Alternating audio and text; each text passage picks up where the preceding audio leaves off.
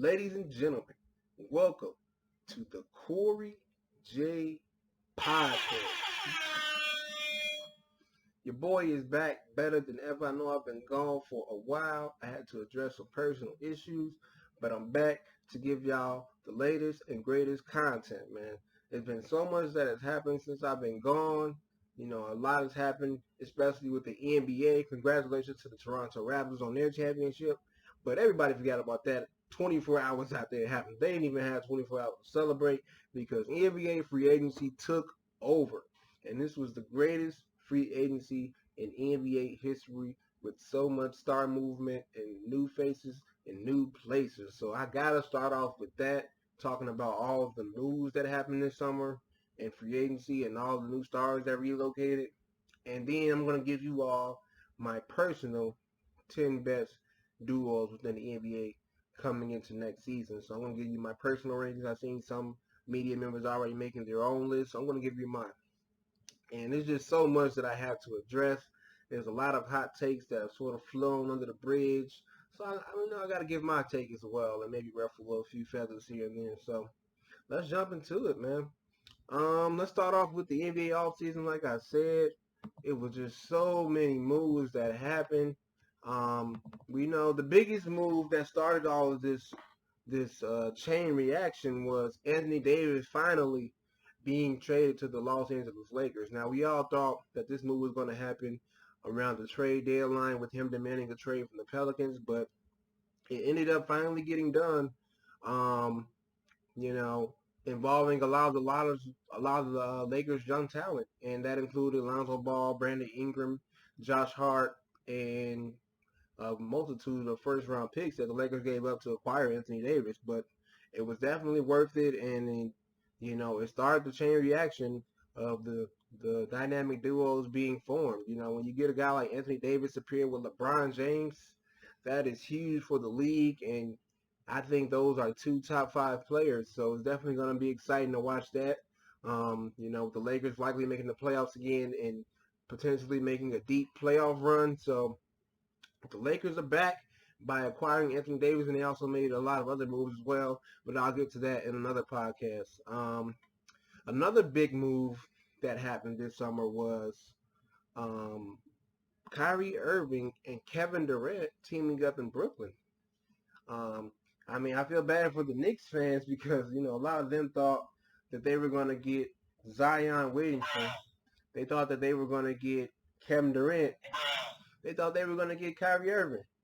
They struck out on all three of those guys. So kudos to the Brooklyn Nets for being the team in New York that stole those stars. And they also added DeAndre Jordan, but I don't consider that a huge signing. He's not the same player that he once was, but the Brooklyn Nets definitely made some moves this all season. And although we know that Kevin Durant is going to be out probably all next season, recovering from that torn Achilles that he suffered in the finals, and him ending up leaving the Golden State Warriors, which was well deserved after they kind of pressured him into playing in the finals. But we'll get to that at another time. The Brooklyn Nets made great signings in bringing in Kyrie Irving and Kevin Durant. Those are two of the best scorers in the league for sure. So they're going to make some noise. What else did we have this summer? We had a surprise trade happen with D'Angelo Russell being traded to the Golden State Warriors. Now, I don't think most of us saw this coming. It was a sign and trade. We all know that Clay is going to be out at least half of the season. So the Warriors kind of had to, do something to add some talent. And unfortunately, they had to get rid of Andre Iguodala, who was a very key part in their championship run in their dynasty. So, with the loss of Iguodala and Kevin Durant, who are two good defenders, I kind of got some concerns about the Warriors, but more than less, they added a guy like D'Angelo Russell that's very talented playmaker in pick and roll.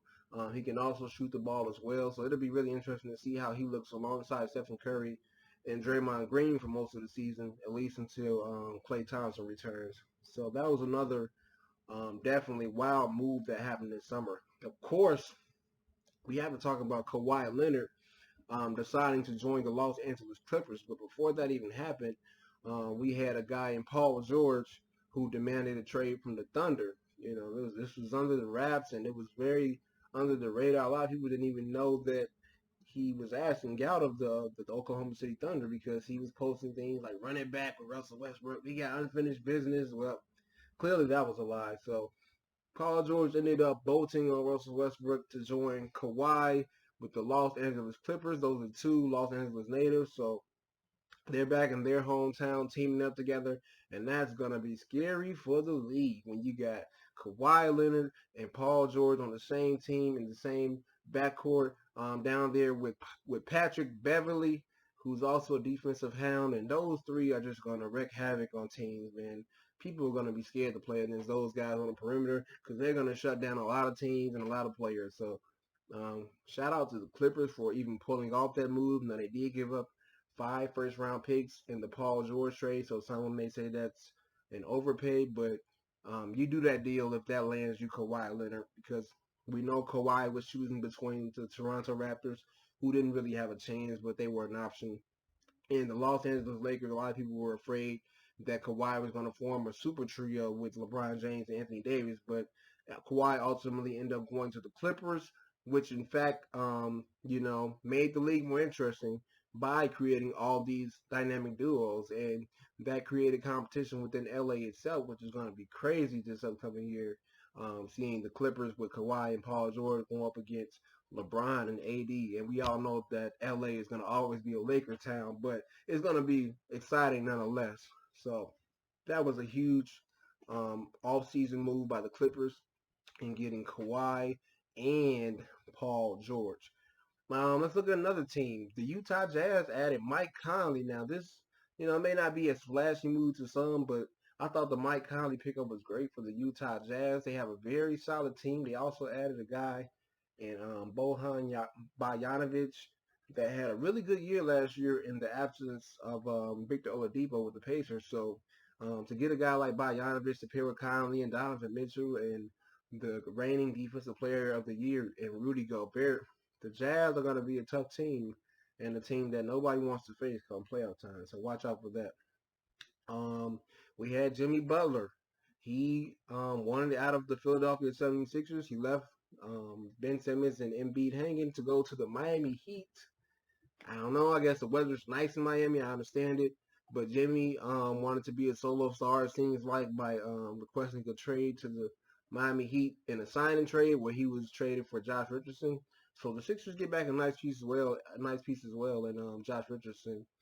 And they also were able to add Al Horford, who they stole from Boston, and they brought back Tobias Harris. So depending on who you ask, some may think the Sixers are a better team now with the additions of Horford and Josh Richardson, but they did also lose Jimmy Butler and JJ Redick. So it's up for debate right now of whether they're better or not. But I will say that I think they're automatically better defensively when you have a guy like Horford in the front court with Embiid, who is a great defensive player, and also a guy like Josh Richardson, who's sort of a 3-and-D guy, and Ben Simmons as well, who can defend. So the Sixers are definitely going to be interesting in the Eastern Conference. So kudos to them for making those necessary moves. We also had Kemba Walker leave the Charlotte Hornets. Man, I don't know what the Hornets are doing with their franchise. Jordan doesn't really seem to have a direction on what they're going to do, but Charlotte is just a lost franchise. And Kemba decided to go for greener pastures. He ended up going to the Boston Celtics, where he's able to pair with himself with Jason Tatum, Jaylen Brown, and they also added a guy in Enes Kanter who can fill it up as well. So it'll be interesting to see how Boston looks in comparison to the way they looked last year with Kyrie Irving. They did lose Marcus Morris, but getting a guy like Kemba, he's a great leader and a great team player. And I think that the team chemistry is going to improve from that and having Kemba in there. So Boston made moves as well. The biggest moves that just happened recently. After Paul George demanded his trade to the Los Angeles Clippers, Russell Westbrook went out as well. He's like, I'm not going to stay in Oklahoma City and, just not make the playoffs. So he got up out of there as well, and he ended up being traded to the Houston Rockets. A lot of people thought that originally he was going to end up in Miami, but Houston got it done. It cost them Chris Paul, which Some may say it's not a loss at all with his tremendous contract, even though both players have a ridiculous contract. But Chris Paul being 34 and 4 years older than Westbrook, Houston were able to make that trade by adding a couple picks as well to get Russell Westbrook and pair him back with James Harden, his running mate that they had in Oklahoma City. And these are two of the last three MVPs. So it's gonna be exciting to watch that and see if those guys can rekindle some of that magic that they had when they were in OKC.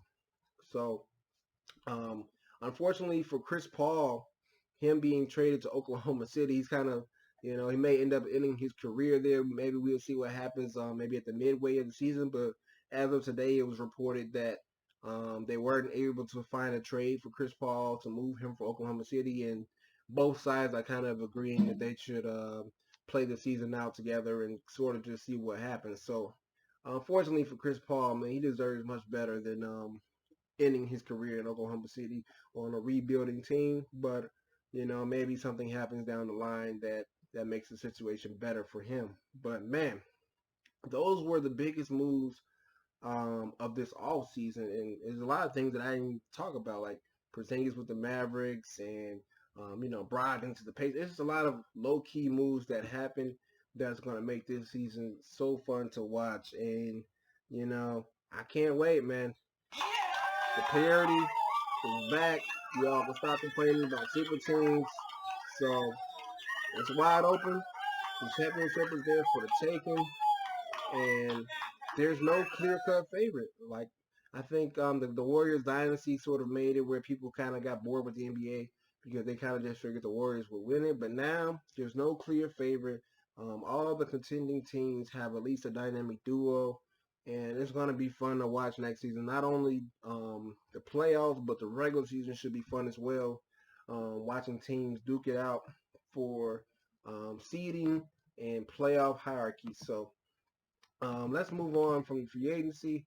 I want to get into my dynamic duo rankings. But before we start, let's analyze some of the rankings that are already out there. As you guys can see here, the picture that I had up of the 2K rankings of the duos. So for my audio listeners, 2K20 ranked the overall ratings of the best duos in the game. And the Lakers ended up with the best duo in 2K20 with Anthony Davis and LeBron James having an overall rating of 95.5. Second on the list was Kawhi Leonard and Paul George, slightly behind with a 95 overall rating. Third in their rankings were Kevin Durant and Kyrie Irving, who had a 93.5 rating. And then fourth on the list was Russell Westbrook and James Harden with a 93 overall rating. Now, there were some other lists out there as well, so I want to just go through some pictures before I start my own list to give you guys some different opinions and different perspectives on the top duos. Now, this came out earlier today. Bleacher Report, they did a list of their top 5, top 10 duos. This picture here shows their top 5. Now, they have Giannis and Middleton at 5. Come on now, like I like Chris Middleton, but there's a lot more talented duos than Giannis and Chris Middleton, so I wouldn't put them at 5, even though they do have the chemistry and they had a lot of success last year. Um, I didn't agree with Giannis and Middleton at 5. Anyway, Harden and Russ at 4. Okay, that's fine. LeBron and AD at 3. That's two top 5 players. At third, I don't know about that, but hold on. This is where I really lost it here. Steph and Draymond at 2.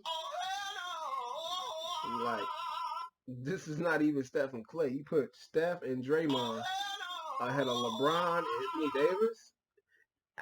I don't know. I can't think of any logic behind that. It can't be because of chemistry, because Kawhi and PG are ahead of those two. So I don't really understand their logic behind putting Steph and Draymond out of all duos ahead of LeBron and AD, ahead of Harden and Russ. It's not even ahead of Giannis and Middleton. So Bleacher Report, that's a joke right there, man. Come on now.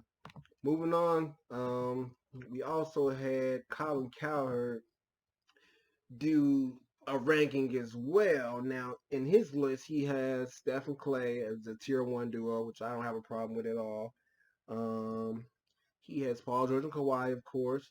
Giannis and Chris Middleton again. Now, so maybe that's just me that I don't think they're tier one, but in my opinion, they're not tier one. And then he has Jamal Murray and Jokic as tier one, which again is a question mark. How do you not have LeBron and Anthony Davis in the top four duos? Anyway, let's go on to tier two for Colin.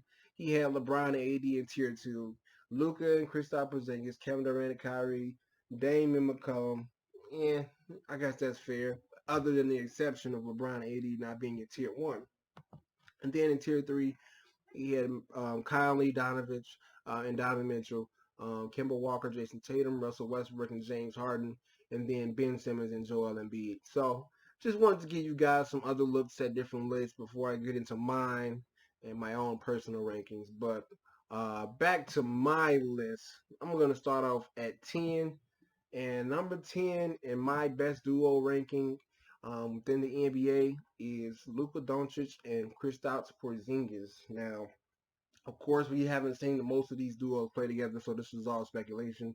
Things are subject to change, but I think Porzingis and Doncic are going to be a top 10 duo this year.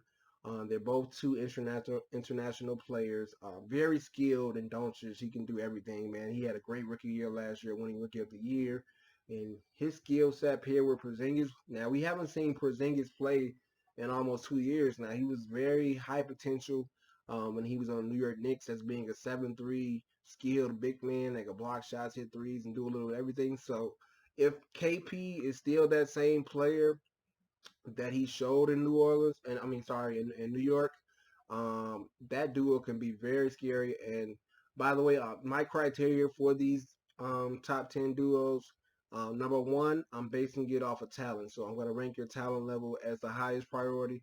Number two, I'm basing it off of fit. So talent wise, Doncic and KP, they can be very scary in the league.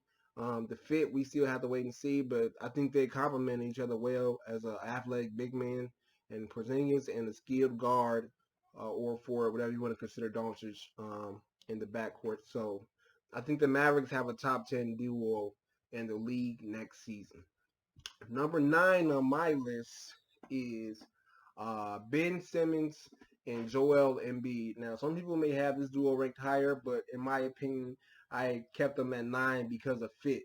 Now, they're both very talented. We know Ben can do it all except shoot a jump shot. I wish Ben would take threes and shoot jumpers, but that's why the fit doesn't work well with Embiid, because Embiid is an interior presence, and he can't really dominate as much when you got Ben Simmons on the court, because guys are going to sag off of Ben Simmons to double team Embiid, and as long as Ben refuses to shoot, he's gonna he's gonna hurt his teammates. So um, the fit is the reason why this duo is so loaded, very talented. Embiid has a chance at winning MVP this year. Hear me out on that. He's a very talented big if he stays healthy. Ben, I still have hope in, but he definitely needs to get a jump shot. So that's why they're ranked at number 9. Number 8 on my list was Jamal Murray and Nikola Jokic. Now, I really like this duo a lot. Jokic had a tremendous playoff run with multiple triple doubles. This guy is a jack of all trades at the big position. He could pass the ball, one of the best passers in the league. He can hit threes. He can rebound, and he's just a force to deal with in the paint, man. Big Joker is a problem. And Jamal Murray, I'm not as high on him, although he seems to be coming along rail. I did pick him to win Most Improved this year. Clearly, I was wrong about that. But Jamal Murray, he's a tremendous shooter. He can still score the ball. He can create shots for others. But I think this duo is definitely going to be formidable, and they're going to only get better as they continue to mature and gain chemistry together. They're both very young, and the Nuggets, I think they have one of the deepest teams in the league this year on paper. So watch out for that duo next season, and Jamal Murray and Nikola Jokic. Number 7 on my duo list is Giannis and Chris Middleton. Now, some people may have them ranked higher in the top 5. This is my list. I'm not as high on Chris Middleton. He's a great player. He's a good two-way player. Likable guy. but talent-wise, I can't put him on the level of some of the other duos I have ahead of him. So I have them at 7 because the talent is not quite there for me. The fit is great. He's a great fit next to Giannis, being a shooter and a guy that can defend. We all know Giannis is the reigning MVP, a completely unstoppable force, although he needs to get more of a consistent jump shot and counter moves as well. But Giannis is a hell of a player, man. This guy can Euro from the 3-point line and dunk on your head. And he's one of the top 3 finishers and defensive player of the year as well. So I think the Bucks duo is great, but I'm not as high on it as other people may be. So I have them ranked at number 7.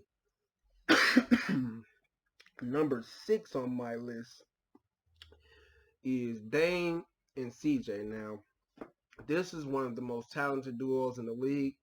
You can argue that they are a top 5 duo for sure.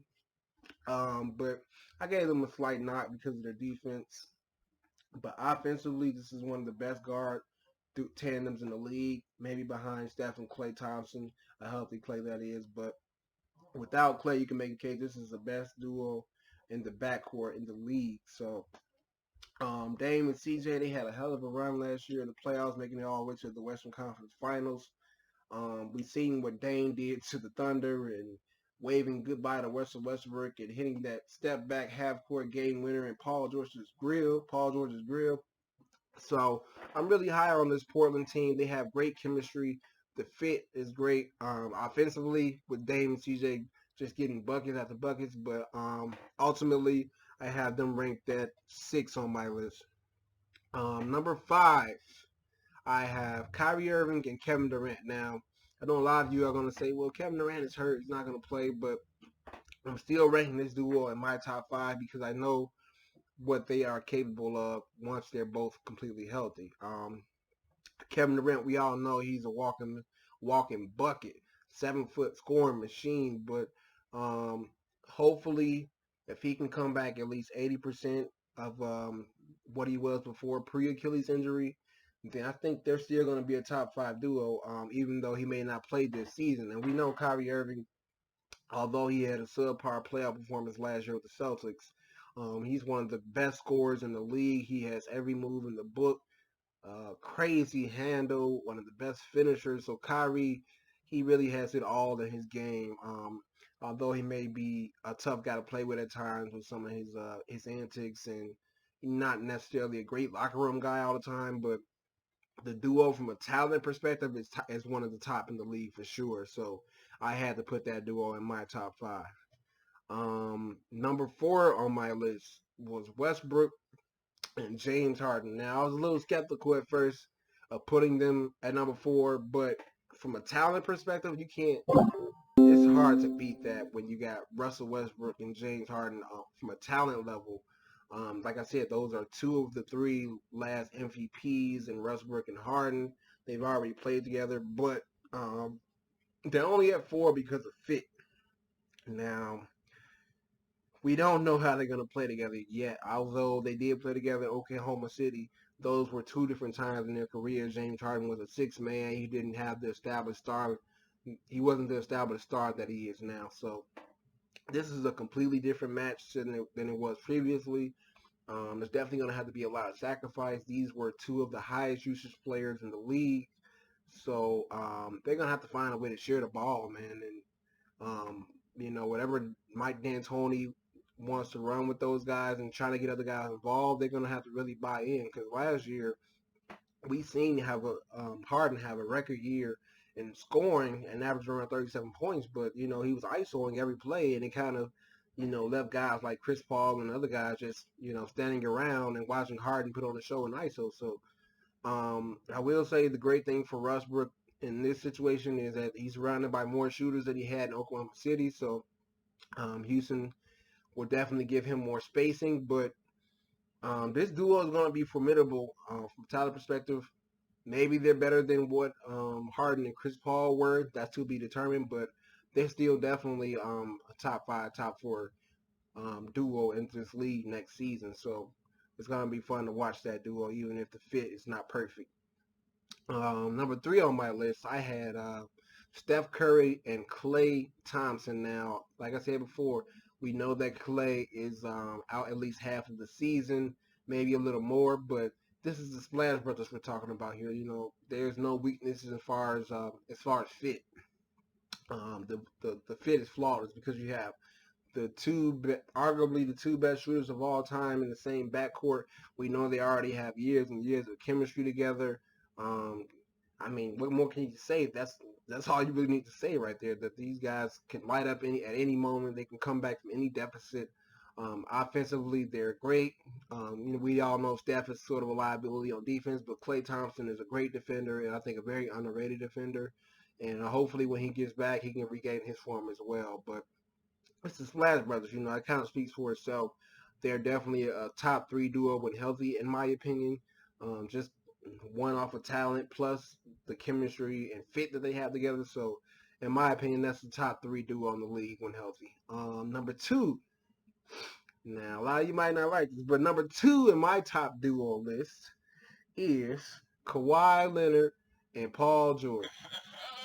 I know Kawhi, whatever.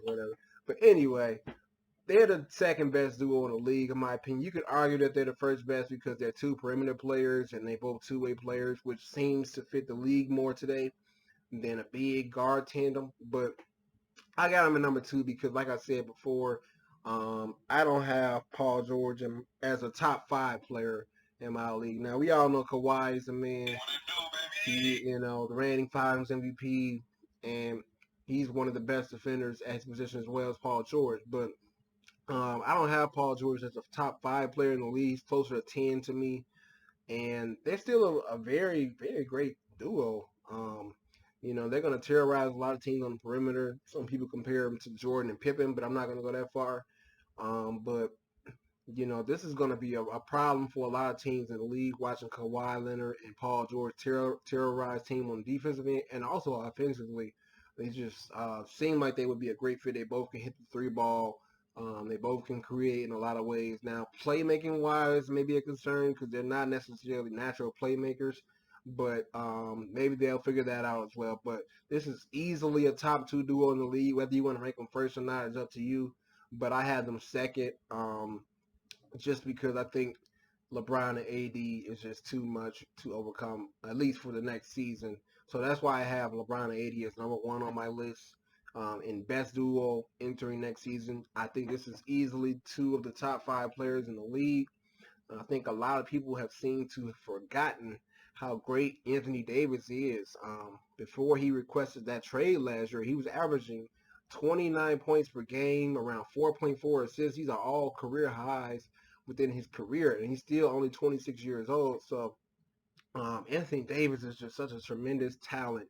And then you add him to a guy in LeBron James, arguably the greatest player of all time, arguably the best player in the league in year 17.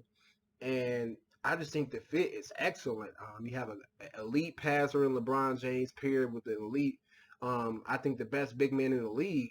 Maybe some may argue Joel Embiid, but I would take Anthony Davis, who's just an excellent, excellent fit. And we know the talent is already through the roof with them being two top five players, but the fit just seems perfect. With Anthony Davis being able to be a live finisher, a pick and pop threat, pick and roll threat, a spot, whatever you need him to do. And also him being a plus on the defensive end for LeBron James, and being able to cover him, throughout the regular season. So I just think it's a great fit. I think LeBron's going to have a bounce back year. A lot of people kind of counted him out after he injured his groin and, may have put others above him. But I still think LeBron has a lot left to give in the tank, and he's going to come back with the vengeance next season. Paired with Anthony Davis, who both have a lot to prove to some doubters. So watch out for that duo next season. I wouldn't want to be on the opposite side of that pick and roll. But these are my rankings of the 10 best duos within the league. Let me know what you guys think about it. Leave your own rankings in the comment section. Feel free to comment what you want to hear about next.